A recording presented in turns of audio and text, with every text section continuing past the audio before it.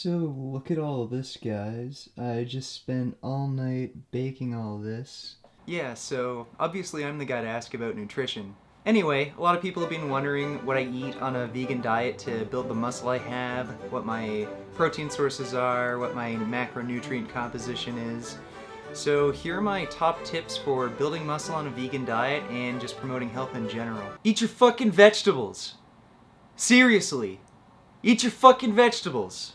Nobody's eating their vegetables, even vegans, so eat your goddamn green vegetables. Honestly, green vegetables are a great source of protein. They're very high in antioxidants, they're alkalizing to your body, and most importantly, they're extremely vitamin and mineral dense. In my previous video, Meat Can Cause Muscle Loss, I went over the importance of alkalizing foods and the importance that calcium has in the development of muscle mass. Since green vegetables are a good source of protein, they're very alkalizing, and they have high amounts of calcium, they help tremendously with building muscle mass. Kale and collard greens are my most recommended vegetables to eat as they're very high in calcium, and I recommend eating about 5 cups of kale or collard greens a day, plus adding in veggies like broccoli, spinach, or asparagus.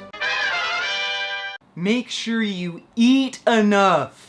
One of the most common issues with a vegan diet is getting enough calories in. Since most vegan foods are very low calorie dense foods, it's hard to get in enough calories and people think that they're eating a lot more than they actually are. You can ask any powerlifter, strongman, bodybuilder, or any athlete whether they're vegan or not, they'll all tell you that you need to eat to grow. It's just plain obvious common sense. So for people who are thinking about switching to a vegan diet, or for those of you who are vegan already and are having trouble gaining muscle and growing, make sure you count your calories to make sure you're getting enough calories in. You may think you're eating a lot of food, but if you're not progressing and you may even be losing weight, then obviously it's still not enough calories. My recommendation is getting in 80% or more of your calories from carbohydrates, and I'd recommend these carbohydrate sources come mostly from fruit, but as a backup plan you can also use starches as well.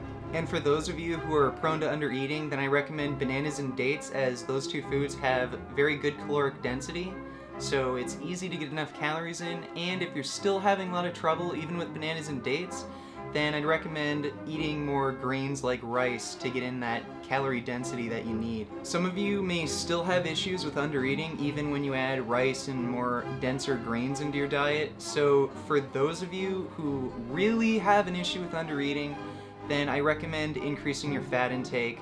Eat more nuts, seeds, avocados, healthy fats like that.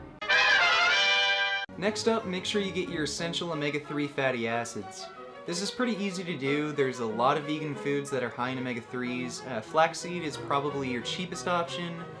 2 to 3 tablespoons a day should be enough for most people, and if you prefer, there's a lot of nuts and seeds like walnuts, savi seeds, that are really high in omega-3s, so whatever your preference is, just go for that. Now, beyond hitting your daily essential fatty acid requirements, fat really shouldn't be a big part of your diet. I personally recommend eating less than 10% of your total daily calories from fats, unless you're one of the people I just mentioned where you have a real hard time getting enough carbohydrate calories in. Otherwise, really avoid the fats. And now for the grand finale. Where do I get my protein?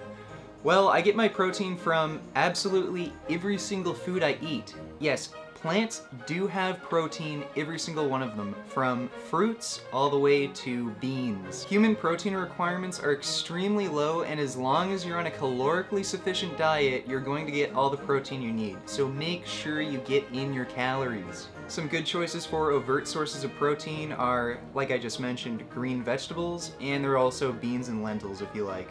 And again, because our protein requirements are so low, I recommend getting no more than 10% of daily calories coming from protein. If you want to have a bit more, then that's fine.